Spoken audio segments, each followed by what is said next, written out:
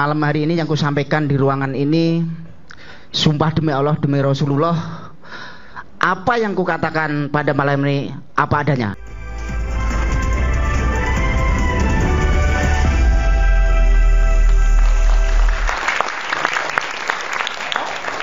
Rp10 juta, Rp11 juta, dan Rp12.550.000. Silakan, Bung Rasman sekarang. Berarti kan kalau ibarat tender, siapa yang bisa membuktikan ini pembunuhan, berarti jadi 22.500.000. 10 ditambah 12.550. Iya. Kalau saya 11. Oke. Nah, jadi siapa yang bisa membuktikan bahwa ini adalah kasus pembunuhan Vina dan Eki? Ya. Dapat dari Pak Susno 10 juta, ya. Dapat dari Bung Muhtar 12.550.000. Ya. Jadi total Rp22.550.000. Ya. Oke. Kalau saya hanya 11 juta. Baik, tapi cukuplah kalau mahasiswa bisa membuktikan, kan lumayan untuk jajan. Baik, di closing statement ini saya untuk mengungkap yang tadi rasanya sudah cukup banyak. Tetapi yang saya hanya ingatkan satu hal kepada 3 majelis hakim yang ada di PK Sakatatal. Kenapa? Kalau ketiga majelis hakim, 1 ketua, 2 anggota, kalau mereka salah memutus, dalam hal ini merekomendasikan, mencatat, mengirimkan ke Mahkamah Agung, lalu kemudian Mahkamah Agung menilai dan memutuskan, kalau sampai ini dikabulkan, saya melihat secara terang benderang bahwa ada penabrakan hukum yang nyata. Kenapa? Merujuk pada pembuktian yang sudah disampaikan oleh kuasa hukum Sakatatal. Dari 13 kalau saya nggak salah novum itu Kak, dibantah oleh jaksa, dan dari surat yang mereka sampaikan sebagai novum baru tidak termasuk surat keterangan dari lapas bahwa yang bersangkutan tidak pernah mengajukan PK, gerasi. Nah, kalau itu ternyata tidak, dan kalau itu ternyata ada, artinya Presiden telah menolak dengan kepres. Dan kalau itu disetujui oleh majelis hakim Mahkamah Agung berdasarkan pemeriksaan di Pengadilan Negeri Cirebon, saya khawatir makin runyam kita Kak dalam menegakkan hukum. Siapa yang menabrak siapa, kalau ini sudah terjadi, saya berharap Menko Polhukam, Kapolri, Jaksa Agung, Ketua Mahkamah Agung untuk duduk merumuskan ini. Kenapa? Karena sampai hari ini Kak, saya belum bisa jawab ketika ada Bang Otto Hasibuan di sini. Kenapa bisa PK Tommy Soeharto diterima atau diringankan hukuman dari PK-nya yang hukuman 15 tahun jadi 10 tahun Kak. Sementara tahun 2000 Pak Tommy Soeharto, mungkin Kak Elsa kuasa hukumnya, sudah mengajukan gerasi kepada Bapak Presiden Abdurrahman Wahid dan ditolak. Maksud saya bukan menyalahkan kakak ini. Bukan gitu ceritanya. Gimana ceritanya? Bukan begitu ceritanya. Kalau ini kan sudah gerasi ditolak. Ya. Kalau pada saat itu Mas Tommy mengajukan gerasi, masih proses. Ya. Dan kita kemudian saya mengajukan PK. Oh. Nah, pada saat itu masih semuanya proses. Di dalam buku Mahkamah Agung jilid 2 itu, istilahnya buku coklat. Iya, ya. Itu dinyatakan jika ada gerasi. Sekarang kan peraturannya baru ya. Betul. Inilah momentum saya membuat satu terobosan baru. Waktu itu, jika diajukan gerasi dan kemudian upaya hukum, seharusnya yang diputus lebih dahulu adalah upaya hukum PK. Nah, pada saat itu kejadiannya karena sifatnya politik, yang dipercepatlah waktu kita mengajukan kan ngajuin gerasi, dia nggak ditahan. Iya, betul. Ya, kemudian kita ngajuin PK, masih sidang kita PK, tiba-tiba dipercepat, gerasinya turun harusnya menurut Mahkamah Agung, gerasinya belakangan upaya hukum dulu PK-nya. Nah, karena itulah waktu turun gerasinya didahulukan, sehingganya dia mulai dicari sehingga buron. Itulah. Tapi kalau sudah mengajukan gerasi kan PK bisa berkali-kali. Ya, pertanyaan saya, Kak. Dulu belum. Ya, belum PK berkali-kali. Tunggu dulu, Kak. Ya kan, itu namanya diskusi yang serius dan hangat. Dan ini adalah mendidik. Oke, Kak. Kakak sependapat gak dengan saya? Kalau gerasi sudah ditolak, bukan Pak Tommy maksud saya ini. Ya. Lalu kemudian diajukan PK.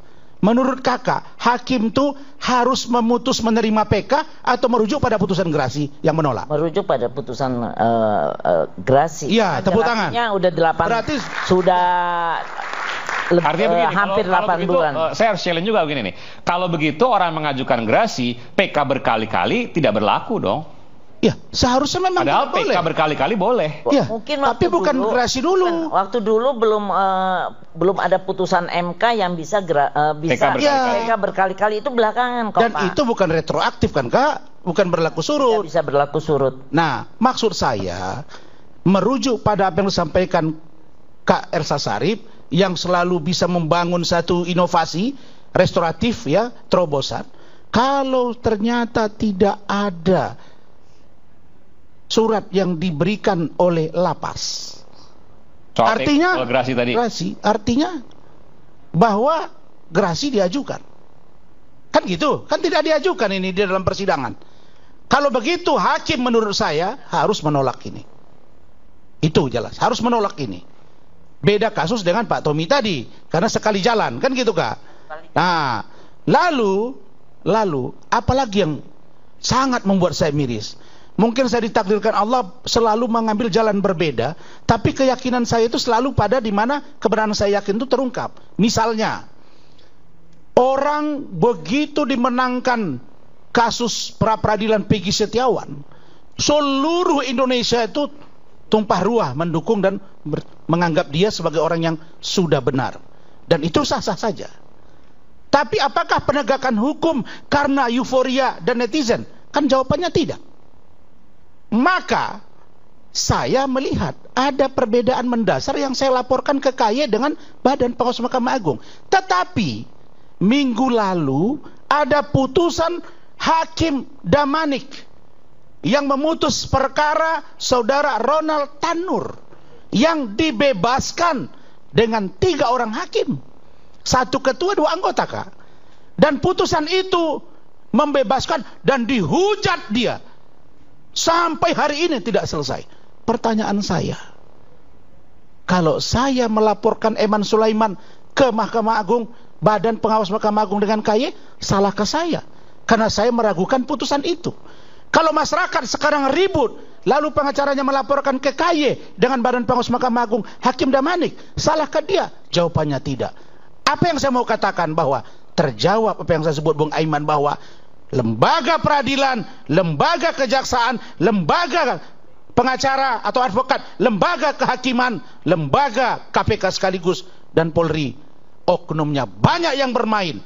Kalau begitu, mari kita tegakkan hukum dari hati nurani dan kawal semua proses, karena sudah susah mempercaya orang di negara dalam penegakan hukum. Itu. Maka poin terakhir saya, hukum harus tegak karena fakta dan data. Hukum harus tegak bukan karena suara yang banyak, tapi hukum harus tegak karena equality before the law, kesamaan di mata hukum.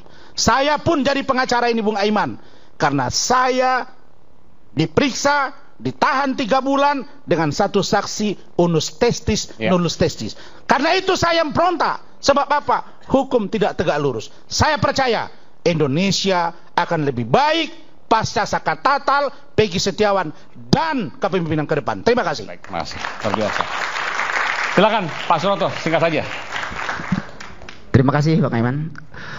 Kalau saya malam hari ini yang kusampaikan di ruangan ini, sumpah demi Allah, demi Rasulullah, apa yang kukatakan pada malam ini apa adanya, dan benar apa adanya yang kukatakan malam hari ini. Dan aku mau berbohong tidak berada manfaatnya bagi kami, Om Aiman, dan nggak ada untungnya bagi kami. Yang jelas saya pengen membuktikan bahwa kasus ini adalah pembunuhan. Terima kasih, Pak Rahman. Sebentar. Kasus ini ada pembunuhan. Kok Anda bisa menilai itu dari mana? Ya, saya tahu betul. Dalam hati tahu betul. Dalam hati. Dalam hati saya bahwa kecelakaan korban yang di Oper Talun ini bukanlah kecelakaan, tapi di pembunuhan. Itu keyakinan Anda Keyakinan saya dari hati? Dari hati saya sendiri. Oke, ini dari hati ya? Bukan dari fakta dan data tadi? Bukan, dari hati kecil saya sendiri. Setengah detik, saya lupa. Klien kami, Pak Suroto ini, jika diperlukan oleh jaksa yang sedang menghadapi gugatan PK di Pengadilan Negeri Cirebon, Pak Suroto bersedia menjadi saksi di persidangan tersebut. Bersedia, Pak? Siap banget. Baik, terima kasih. Itu saja. Baik, terima kasih Bung Rasman, terima kasih Pak Suroto, Bu Elsa, dan juga Pak Bung Tony RM, dan juga tadi ada Bung Muhtar, ada Mega dan Widi juga. Dan kasus pembunuhan Vina dan Eki berlalu hingga lebih dari 1 windu. Dari kecelakaan menjadi pembunuhan, dan kini cerita diyakini sebagai pihak yang kembali ke kisah awal, ya, kecelakaan tunggal. Setelah Liga, Dede dan Ibtu Rudiana, tersisa satu saksi kunci yang harus bersuara. Dia adalah Aep Rudiansyah. Kepada Aep, kini ada punya tim pembela, Bu Elsa salah satunya. Kini ada punya pengacara, kami tunggu suara Anda. Saya Aiman Wicaksono, sampai jumpa di Rakyat Bersuara berikutnya. Salam.